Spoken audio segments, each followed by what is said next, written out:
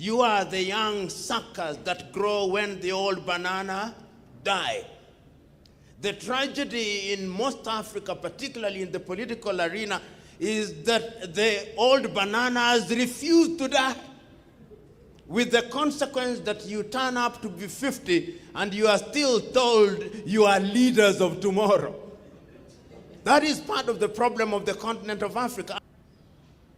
It is the duty of every young man to be angry with the society. Today we live in a country where there is need for anger. We live in a country where people reap where they have not sown. We live in a country where thieves are celebrated, where thieves are canonized and good people are demonized. That is the country and the continent in which we live. Now, in the past year, we are kind of seeing an increasing number of young people getting to speak out and really wanting to contribute to the governance of their countries.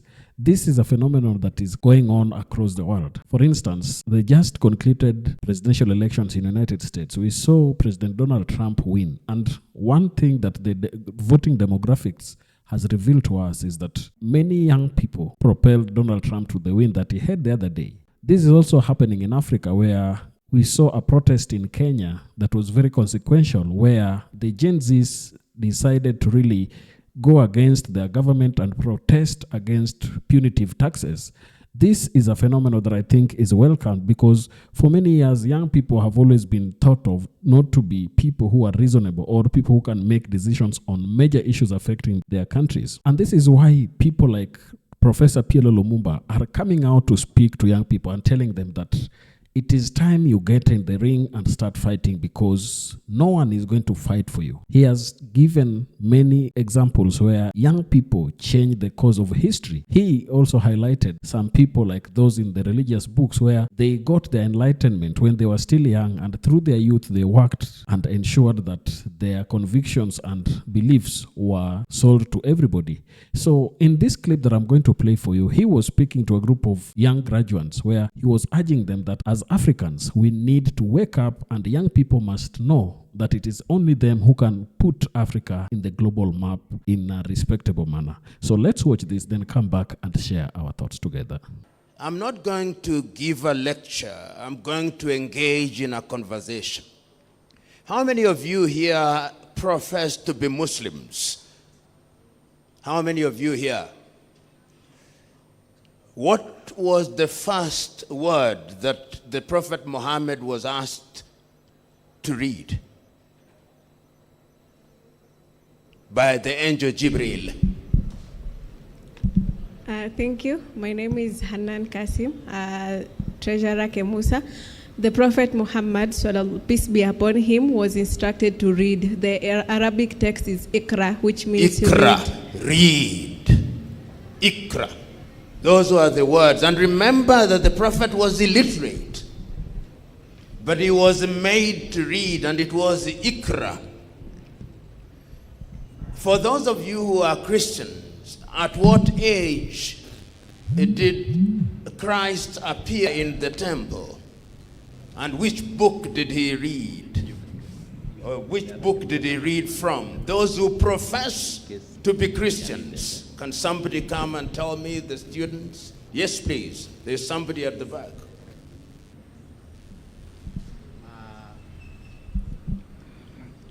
I think it was at the age of 12. Yes. And he read the book of Isaiah. He read from the book of Isaiah at age 12.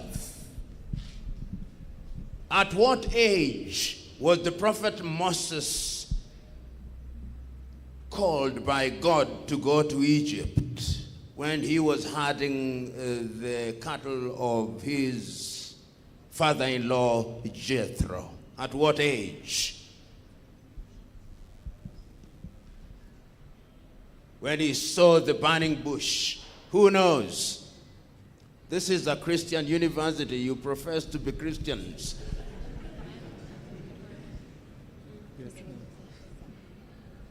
None of you knows. Find out. At what age did Uzziah become king of Judah? And where is it recorded in the Bible? In which book? At what age did Uzziah become the king? And in which book is it recorded? You who claim to be Christians. No, not you. The students, because we are talking about generations. And we are talking about knowledge. And when we are talking about knowledge, it means that you must acquire that knowledge. And the only way of acquiring that knowledge is by reading. And it is important when we talk about intergenerational conversation that we talk about generations that have information. Today we are talking about the Generation Z. Do you know who has popularized that categorization? Those of you who call yourselves the Generation Z. Do you know which American psychologist has written about the generations? Who knows? Because you say you are Generation Z. And you are people who live in times of knowledge, where you can Google. Do you know? You are Generation Z. How many of you here have heard of an American lady called Jean-Marie Tweng? I want you to go and read Jean-Marie Tweng, because it is Jean-Marie Tweng that has written a book called Generations. And she is the one who says, and he is writing about America. So let us not define ourselves by things that we do not understand. That is the first thing. Particularly those of us who are Africans. You know, I was talking to a friend of mine 2 weeks ago at an airport in Lagos, Nigeria, and he is a medical doctor, aged 70. And he asked me, you know, I've listened to you on many occasions. Do you know that in recorded history, it would appear that our race is always dominated by other races? That when the Arabs came here, they dominated us.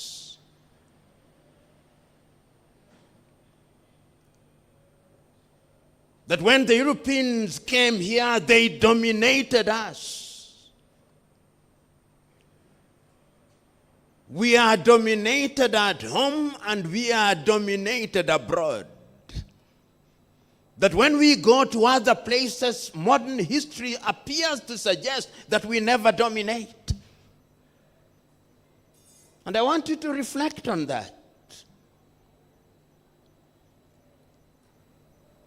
Today, in the continent of Africa, when we talk about democracy, we relate democracy to Greece. I was in a debate with some individuals yesterday on a platform which I never contribute to, but I did because I thought that a mortal mistake was being made. The individual was suggesting that African societies did not have systems of governance. And I told the individual, have you read a book or any book by John Henry Clark? Then, of course, as people do in social media platforms, he say, I have read. I said, name for me in the next 1 minute, don't Google. In the next 1 minute, name for me the book by John Henry Clark that you have read. Of course, he had not read. Then I asked him, are you familiar with a book on the Gada system of governance by the Oromo of Ethiopia? And I told him, don't Google, respond to me in 30 seconds. And if you say you have read, I'll ask you what the first opening statement of the book is. He had not read. We don't read. And if you don't read, you cannot know. And if you do not know, then you become defensive. I gave you the two examples of the Prophet Muhammad, peace be upon him, and Prophet Isa, Jesus, peace be upon him, as the Muslims would say, because they demonstrate that acquisition of knowledge has no age limit. Christ begins to read at age 12. And the Prophet Muhammad finds the message through Jibril. The last question is, at what age did Aisha bint Abu Bakr get married to the Prophet, and how old was the Prophet? Those of you who are Muslims. This is intergenerational conversation. The Prophet Muhammad, peace be upon him, was 25. Aisha, when he received the word, at what age did he marry Aisha bint Abu Bakr? He was 53. Aisha was 6. But the marriage was consummated when Aisha was 9. Go and check. 9, yeah. Read Abu Huraira. Anhu. Yes, I'm trying to demonstrate, even those of you who are Christians, you must read the Quran. How many of you here who are Christian think that reading the Quran takes you to hell? Because some people teach that kind of theology, which is completely misguided. I am trying to say that when you are engaging in intergenerational conversations, all knowledge is valid. In 1985, when the then Tanzanian head of state was leaving office, Mwalimu Julius Kambarage Nyerere, he said that there is no Kiswahili word that quite defines what happens when a person leaves office for a younger generation. But he said, in my ethnic group, there was an Aki, there is a word.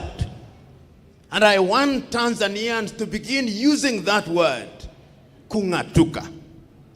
Do you know that the word kungatuka is a Zanaki word, which has now been made a Kiswahili word? To leave office, tunasema unangatuka.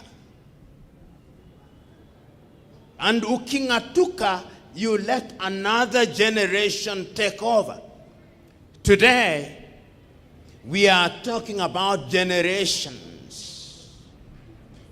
And we are saying that every generation has a role to play.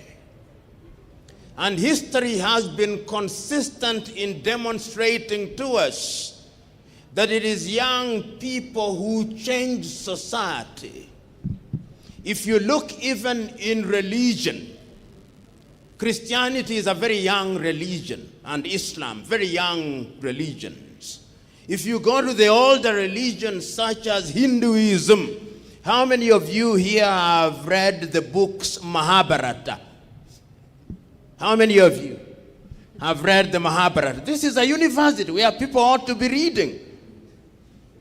How many of you have read the Mahabharata? None of you. If you read the title of the Mahabharata, it says, Sage Vyas says that he or she who has not read the Mahabharata has read nothing. The Mahabharata is the longest poem ever written by man, 11 times longer than the Bible, the Mahabharata. I want you to go and read it, and read the summary of it, and understand how the origin of Hinduism. And in that book, I'm telling you about intergeneration. When you read the Mahabharata, you will find 3 major characters there. One of them is called Bhishma, who had a gift. He could only die when he wished.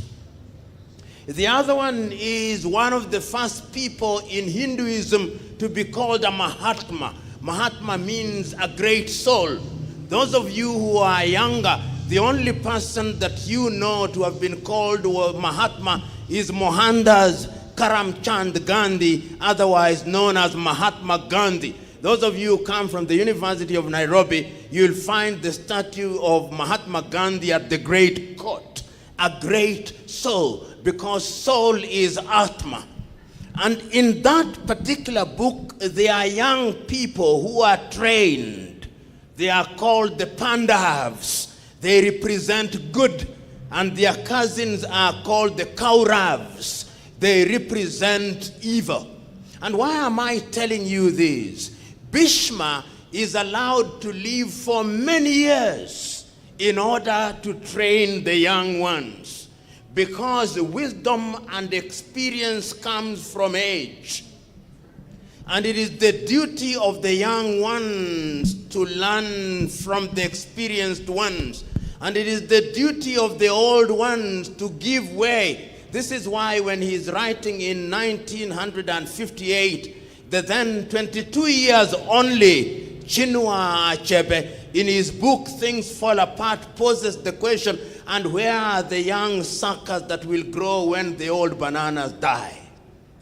You are the young suckers that grow when the old banana die. The tragedy in most Africa, particularly in the political arena, is that the old bananas refuse to die, with the consequence that you turn up to be 50 and you are still told you are leaders of tomorrow. That is part of the problem of the continent of Africa. I'm demonstrating to you, in Hinduism you see that. In Christianity, or even much older religion, Buddhism. How many of you know the story of Gautama Buddha, or the Buddha? I want you to go and find out the Buddha, who left his palace, the palace of his parents, and went out, and he acquired enlightenment. He was a young man. And then you come to Christianity. Look at those whom Christ picked. How old were they? How old was Peter? How old were the two sons of Zebedee? These were individuals in their 20s, your age. When you read about these apostles or disciples of Jesus, don't think that they were my age. They were not. Christ himself is crucified at age 33. History teaches us. They were doing great things when they were young, but they were learning from the older ones. They were engaging in conversations, and the world has never been the same again because of the works that they did. Those of you who are Muslims, look at the Sahabas of the Prophet Muhammad, peace be upon him, Abu Bakr, others. Look at the key writers and key commentators of the Hadith. How old was Aisha when she was writing the Hadiths? They were in their 20s. If you are 30, you are Methuselah in those days. You are supposed to have died. Intergenerational conversation. And you see it right in all these books, and you see it even in the history of societies. Look at Europe. Look at the process of exploration in Europe. How old was Marco Polo when he was going to China?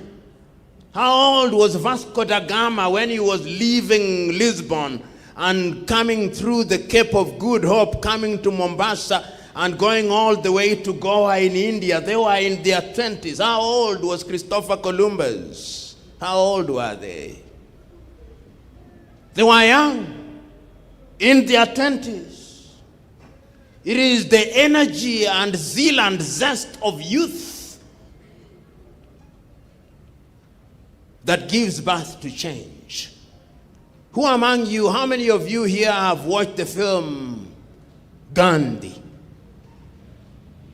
How many of you have watched the film Gandhi by Richard Attenborough? 1982 was the year of its making. What do you watch? I want you to go and look for the film Gandhi. You can Google it and find it. I want you to only look for one thing. When the Mahatma is speaking to young people, And there is a conflict between the Muslims and the Hindus. And this is what the Mahatma says. He tells them, and I remember when I was a young man in Gujarat, one day, the person who was reading from the prayer book came and did this thing. He said he read from the Hindu Gita to the Muslim Quran and to the Christian Bible, reading from one book to the other as if it did not matter which book was being read as long as God was being worshipped. And he told his audience that when you say we kill the Muslims and the others say we kill the Hindus, an eye for an eye will only make the world blind, the Mahatma said. And he told that young man, I see you are very angry. Your anger is necessary. But your anger must be given order. Because if anger is not orderly, if anger is not canalized, then it is devastating and negative. But if you canalize water, it acquires power. It can generate electricity. It is the duty of every young man to be angry with the society. Today we live in a country where there is need for anger. We live in a country where people reap where they have not sown. We live in a country where thieves are celebrated, where thieves are canonized and good people are demonized. That is the country and the continent in which we live. That is why we must have conversations. If you look at societies that have changed throughout history, I've talked about exploration. Look at the people who came here and colonized us. How old were they? And they changed us permanently. Permanently. They came here, found us worshiping our gods. They changed us. We now have, even our names, they changed. You are no longer Mutuku, you are Raphael. Because you belong to the Anglican Church.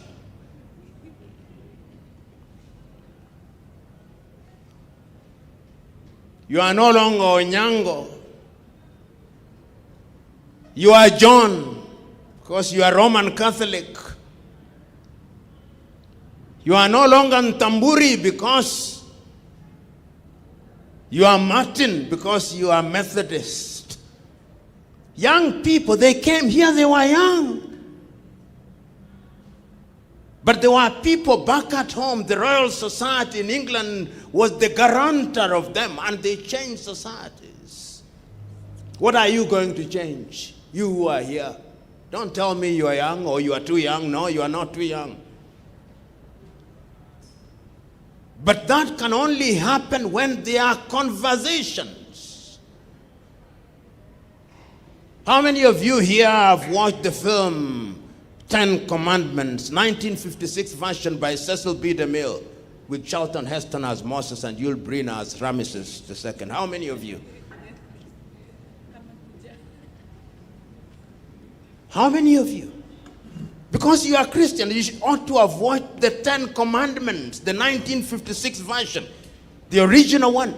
And I'm giving you these examples partly to educate you and partly to demonstrate to you that you are not reading sufficiently. You know, remember this joke that was being made? That if you want to hide anything from an African, you put it in a book. There is no danger of its ever being found. You remember that joke? I want you to participate in this dialogue. How do you learn if you don't read? How many of you have read the last conversations of Socrates? How many of you first have heard of Socrates? If in a congregation of 100, only 3 have heard of Socrates, then we are in trouble. We are in trouble because Socrates is one of the leading thinkers in the world. How many of you here have heard of Orunmila, one of the greatest African philosophers from the Yoruba people of Nigeria? How many of you have heard of him? Then what conversations must you have? Because you must have conversation through acquisition of knowledge. You must read. And today you are in a totally different world where you can Google anything. You can find anything you want. Because if you don't read, how are you going to compete with the Koreans? Because they are reading. How are you going to compete with the Vietnamese? Because they are reading. How are you going to compete with the Brazilians? Because they are reading. How are you going to compete with the Americans and the Europeans? Because they are reading. How are you going to compete with the Arabs? Because they are reading. Today, I believe almost all of you here have a phone. How many, all of you have phones? How many of you have phones? Does any one of you have a phone which is made in any country in Africa?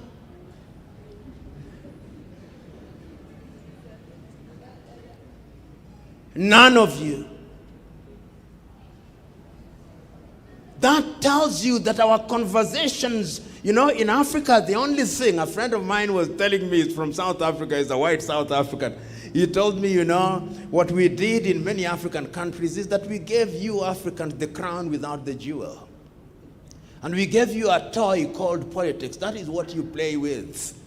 You love to be called presidents. You love to be called ministers with motorcades. But we control the economy where it matters most. You fight on the basis of tribe and religion in pursuit of that thing, those political offices, but we control you. And they are right. They are right. Even you, young generation, you will be dominated. I travel across this continent, and every time I'm traveling to any part of this continent, I see young Chinese between the ages of 20 and 30. They are going. I met one and he told me, I'm going to Kaduna in Nigeria. How many of you here have been in Kaduna in Nigeria? I meet them and they tell me I'm going to Banjul in the Gambia. Age 20. I'm going to Porto Novo. What are they looking for? Who is behind them? The older generation is behind them. At the University of Nairobi, there is a whole institute which they have built called the Confucius Institute. How many of you have read about Confucius? There is a Confucius Institute at the University of Nairobi. There is a Confucius Institute at the University of Accra in Ghana in Accra. There is a Confucius Institute at the Dar es Salaam University. There is a Confucius Institute at Makerere University. There is a Confucius Institute in most African public universities. Why? Knowledge. Because this battle is going to be fought and won on the basis of knowledge. A Chinese will be reading the works of Confucius, the works of Mao Zedong, the works of Deng Xiaoping, because they want to learn, because the knowledge is built upon knowledge. How many of you know the story of Mekatilili Wamenza, of the Giriama people? How many of you? How many of you here know the origin of the road Mwindi Mbingu? Do you know Mwindi Mbingu? How many of you here have read the history of Hari Thuku or Didan Kimathi Washiuri? None. Then you can't compete. These are the conversations that I want us to engage in. And particularly when I come to a university, I want the university to be the fountain of knowledge. Today, I ask people when they say they are teaching political science, I ask, who are the leading thinkers in political science that you are talking about in Africa? What are we teaching in our faculties of political science at universities? I ask those students of economics, is there a student of economics here in this assembly? Have you read Dambisa Moyo? The leading economic thinker, the Zambian lady Dambisa Moyo. You have not read Dambisa, you are not an economist. Political science, he's a student of political science here. Who is a student of political science? Have you read Achille Mbembe? These are the contemporary leading thinkers in economics and political science in Africa. You are still reading Lipsy and Michael Todaro. Europe stopped reading those things in 1960 except for historical purposes. Because conversation is not always physical, conversation is also through books. Because you learn from one thing. I remember there is a Kenyan politician who was my very good friend. The night before he died, he called me. He was then lying on what turned out to be his deathbed at Kenyatta Hospital, Martin Shikuku. And he told me, young PLO, do you know any university that teaches experience? Where they have a faculty where they teach experience? I said, I do not know. Say they can't teach experience. You must have experience by going through processes. This is what conversation that we are talking about, that the young shall pass over the knowledge to the old. Today, in all major Bantu communities throughout Africa, we have circumcision, right? The Meru have them, the Embu have them, the Agikoyo have them, the Abakusi have them, among the Kalenjin tribe they have them. But what do? They just stand still and get circumcised. Beyond that, what knowledge is being passed as it was in the olden days? Nothing. Some even now go under anesthesia and they get the foreskin removed. No knowledge. These were the systems that were used to pass knowledge. And they died. Why do you think that the Europeans have institutes where research is undertaken? Why do you think that research and development is important in these societies? Because that is where you pass over knowledge. Why do you think that the Europeans came up with titles such as professors? Who is a professor? You just don't wake up and you become a professor. Today, we live in a country where every other individual, particularly in the political arena, run to some rural university in their village. They are given a 100-degree honoris causa. The following day, he says, you must call me a doctor. They're now even offering honorary professorials. And you hear somebody who never went beyond standard 6. If you don't introduce them as Professor so-and-so, they go to the master of ceremony, say, I'm Professor so-and-so. The acquisition of titles without knowledge. Titles that are not earned. Conversations which are intergenerational. If you look at all societies, look at the development of Europe, from absolute monarchs to constitutional monarchs. How did it happen? Young people rose in Europe from Sweden to Russia in 1917, and they slaughtered all their kings. That is how constitutional monarchies came in Europe. And where they did not take away the kings, they actually removed monarchies. Italy is one of them when they eliminated the Medicis. In France, in 1789, when there was a revolution, it is young people who came out. In the struggle for American war of independence, how old was George Washington? How old was Emperor Atatürk of Turkey when they were eliminating the Ottoman Empire and gave to the English language the word or the expression, the Young Turks? How old were the freedom fighters in Africa when they were fighting? In Kenya, how old was Kenyatta here? How old was he? How old was Dedan Kimathi Washiuri? In Tanzania, how old was Nyerere at that time? How old was Kawawa? How old was Karume? In Uganda, how old was Benjamin Kiwanuka? How old was Apollo Milton Obote? How old was Kenneth David Kaunda and Simon Kapwepwe? How old was Kamuzu Banda? How old was Modibo Keita in Mali? How old was Nkrumah? How old was Patrice Emery Lumumba? They were young. How old was Walter Sisulu? How old was Mandela? How old was Solomon Mahlangu? How old was Samora Moises Machel and Eduardo Mondlane? How old was Sam Nujoma and Andy Mbahaman Toivo in Namibia? Young. Organized. And writing even at that time.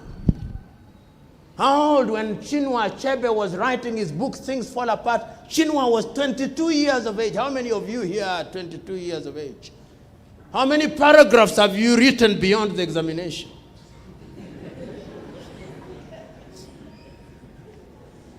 These are the things that we are talking about. Today, in Kenya, we are not excited by ideas.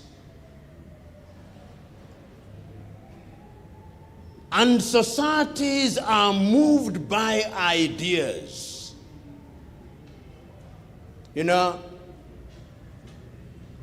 sometimes I think about us.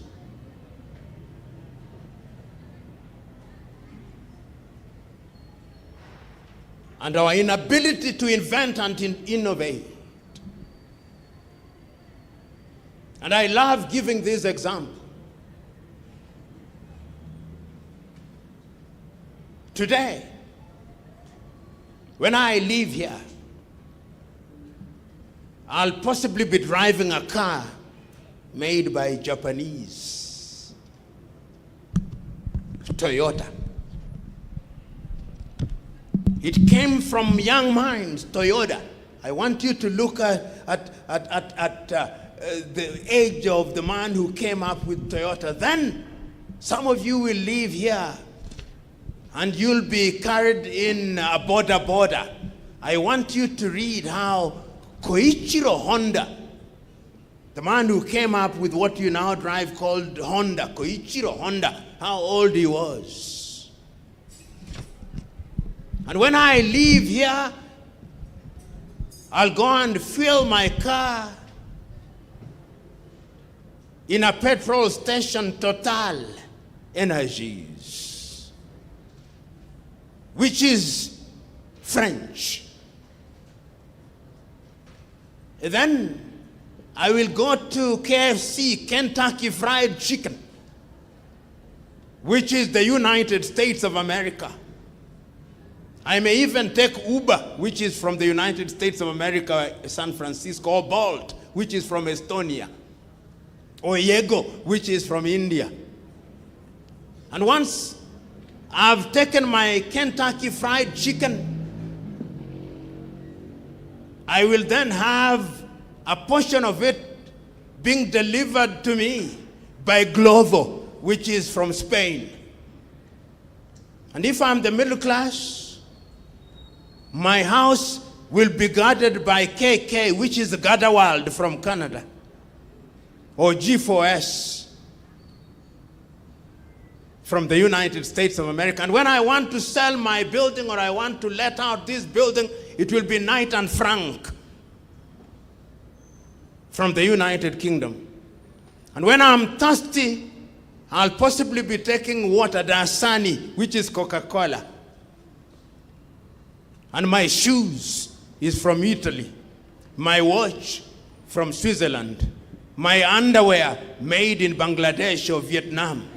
My cologne is from Sweden. And my fake hair, if I'm a lady, is from Brazil. I mean, just think about it. This is why we must have these conversations. Because what do we own? And those of you who think that butter is our own, butter was from butter in Canada. And then you can't afford anything, of course you go to Gikomba. You buy mitumba, which is discarded clothes from some United States of America. Africa consumes that which has been rejected by other civilizations. I can go on and on, but what I'm stressing to us, it is important that we begin to have meaningful conversation. Let us come and reason together.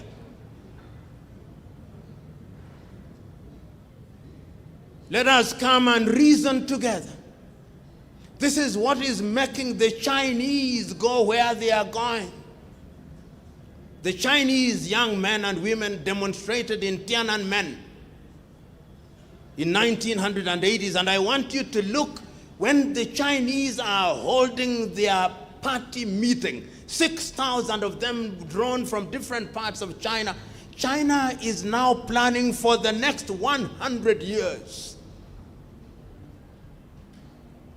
You Kenyans are thinking of how to extend the life of your president and your governor. Others are thinking about how to relate with Africa in 100 years. When none of us, all of you, will be dead. But they are thinking about it. The Chinese wall was built over a period of 500 years. That is strategic thinking. They know that this generation will hand over to the next generation and hand over to the next generation. It is intergenerational. That is how we must think.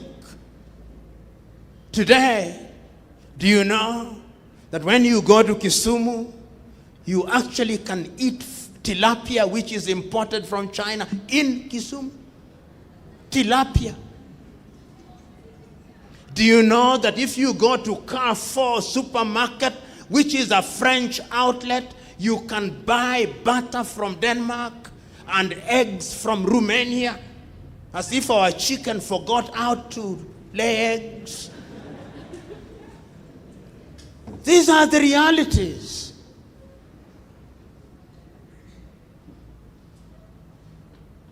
Until and unless we have those conversations, we are going nowhere. Where is the mentorship program? Look at your television. What are you watching on your televisions? Hollywood. You know, I went to a certain university in this country and somebody came and said, I'm an expert in computers. I said, who's expert about what? Expert of what? Which ones do you own yourself? I'm on Instagram. I'm on WhatsApp. Don't use WhatsApp, use Signal. If you use Signal, they will not catch you. Who told you? You control nothing. Today, if the owners of WhatsApp in the United States of America decided to take it out, you are back to the Stone Age. You own nothing. Today we have Starlink with Elon Musk. If he takes it away, you are nothing. Africa owns nothing. Zero. You are an expert in zero. In China, they realize that you learn from others and create your own. That is how they created TikTok. That is how they created WeChat. That's how they have Weibo. Chinese. When I was young, the phones that you knew about were Nokia. Where is Nokia today? There was Blueberry. Where are they today? Today, the leading phone companies in the world, Techno, China. Samsung, China. I think 61 years ago, our economy in Kenya was bigger than the economy of South Korea. Today, our economy at GDP levels is slightly over 110 billion shillings. 110 billion. Our population is about 50 million. South Korea is about 52 million. Their GDP is 1.6 trillion. GDP per capita is over 30,000. Our GDP per capita is not more than 1,500. The statistics claim it is 2,000, but I doubt. We generate only 5,000 megawatts of electricity. 5,000 megawatts of electricity. South Korea generates 75,000 megawatts. You say we are going to industrialize. Industrialize where? With what? Conversations. The universities that we have in many African countries have become forums for issuing certificate issuing institution. If you ask how many patents were registered by Kenyan researchers in the last 1 year, if they reach 2, I would be shocked. 2. I will stop in the next 3 minutes. This conversation must be conversation about building Kenya. If you go to public universities in Kenya today, you don't hear about the engineering students who are working together to come up with invention. No, you hear Nyeri Students Association, South Nyanza Students Association, Sondusa, Meru Students Association, Embu Students Association. How can a continent degenerate in primordial ethnic instincts as the dominant factor, even in institutions of higher learning? Conversations about what? What are we conversing about? Because we can have dialogue, but about what? We must choose what we are having dialogue about. Are we having dialogue about agriculture? Do you know that Vietnam will next year overtake Kenya and Uganda combined in the production of coffee? Conversations about education. We do not know whether we should have grade 9 in primary or in secondary. Even matters as mundane as the physical location of a classroom, we do not know in Kenya. We do not know. In less than a few years, 30 years, how many commissions have we had on education? A Rolling Stone, they say, has gathered no storm. Since 1963, we had the Bicha Commission, the Ominde Commission, the Gashadi Commission, the Koech Commission, and then, of course, we had, that was Ticket. Then we have the Munavu Task Force. How can you constantly have task force about education? How many times has the United States of America changed its education system? How many times have the Vietnamese changed their education system? How many times have the Chinese changed their education system? In such a confusing manner. Conversations about what? About industrialization. You go to Juakali sector. I one day took a friend of mine from Germany there, where they do in Kamukunji, and one of the fellows who is making suitcases was saying, we intend to export these suitcases to Germany. He said, these things, export them. How? How can they be exported? What is the standard of exportation? We should have converted Juakali into something else. This is the conversation that we ought to be having. In other words, you young people must engage us in conversation that is going to make Kenya be a good country for this generation and generations yet to be born. We must love ourselves. I'm suggesting to us that we don't love ourselves. And because we don't love ourselves, we don't do things. You know, sometimes when I walk around Nairobi and I see the way we drive, it is a reflection of how our minds work. Because rules are there When you go to a driving school, you are told you stop when the lights are red and go when they are green. In Kenya, you go when they are red, if at all, and you stop when they are green, assuming that a police officer does not stop you. And boda is riding everywhere, and the pedestrians are crossing everywhere. You would think that you are in Amboseli National Parks and you are dealing with tic-tics and gazelles, not human beings. Conversation must be about order. About order. Even when we demonstrate, I saw when the Gen Z were demonstrating in Kenya, within a short while it had degenerated courtesy of goons into chaos and looting was taking place. The following week they were demonstrating in Bangladesh. And what happened? No looting. They went to the palace of the president ran away. All cabinet ministers ran away. Order. Target. In the Arab Spring, when that young man burned himself, what did they do? Change. In Tunisia is troubled, but change. Change in Egypt. Conversations must be about ideas. And you must be mentored. My good friend here, the Reverend Obwanda, and I collaborate in a number of things about excellence. Who have you mentored? And what are you mentoring them about? What are you reading? In 1950s, when Chairman Mao Zedong, how many of you have read Mao Zedong's The Red Book?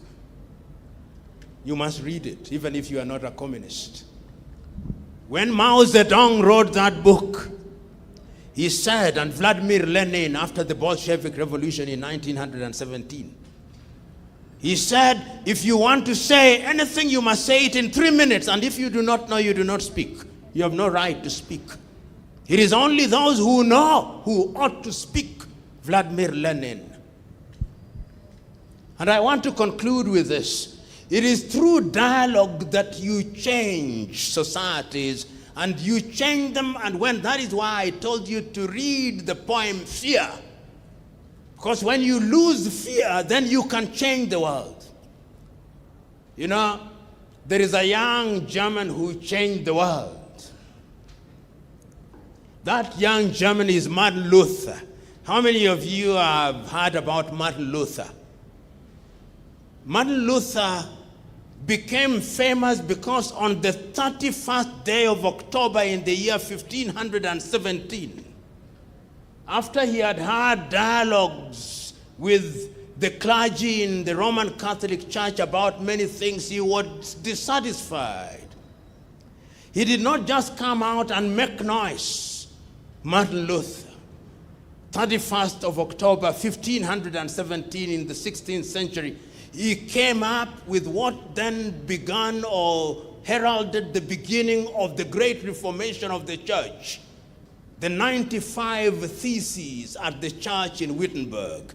How many of you who are Christians here have read the 95 Theses that Martin Luther penned at the church in Wittenberg on 31st of October 1517? How many of you have read the 95 Theses?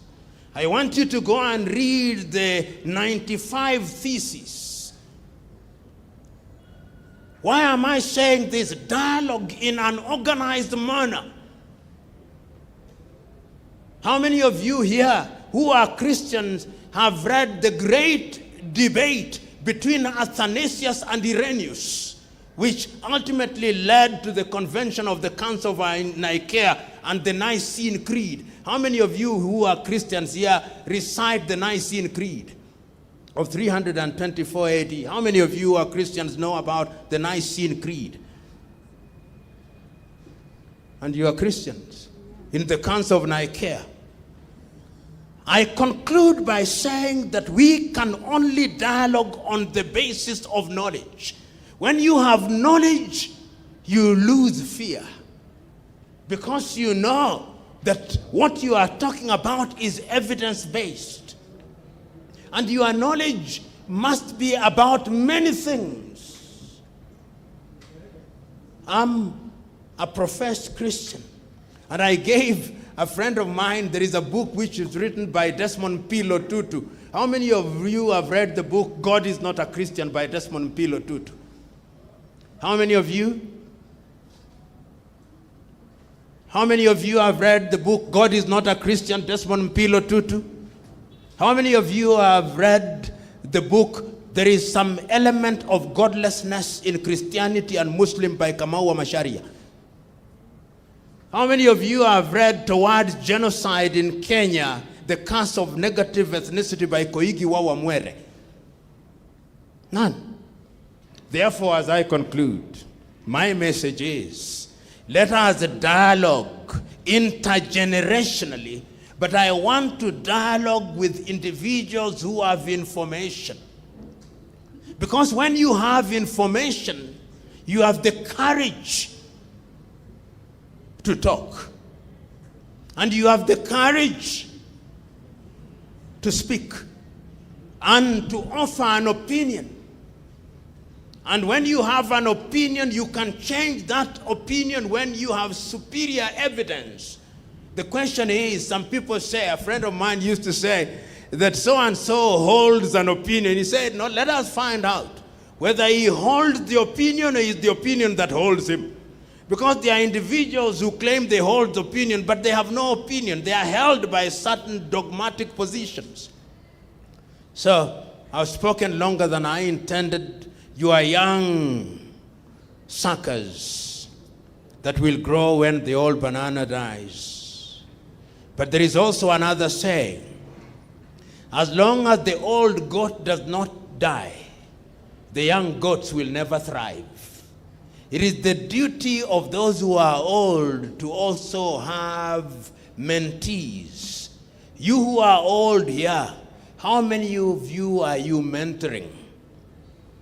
You must mentor at least 10 people in your circle. And mentorship is reciprocal. And when you do that, then you can change the world. So young Kenyans and those who are not Kenyans, my message to you is that you must always remember that a society is only moved by ideas. And those ideas must be held by men and women who are prepared to change society. They must be men and women who have courage. And today in Kenya, it is one of the most difficult things to be courageous. All of us want to be politically correct. In Kenya, one of the most dangerous things, and I've said this before, is to be honest. But yet I encourage you to be honest.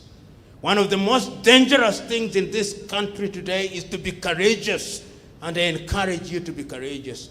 One of the most dangerous things in Kenya today is to be a Kenyan. It is easy to run to your tribe. But yet Samora Machel once said, for the new African nation to thrive, the tribe must die.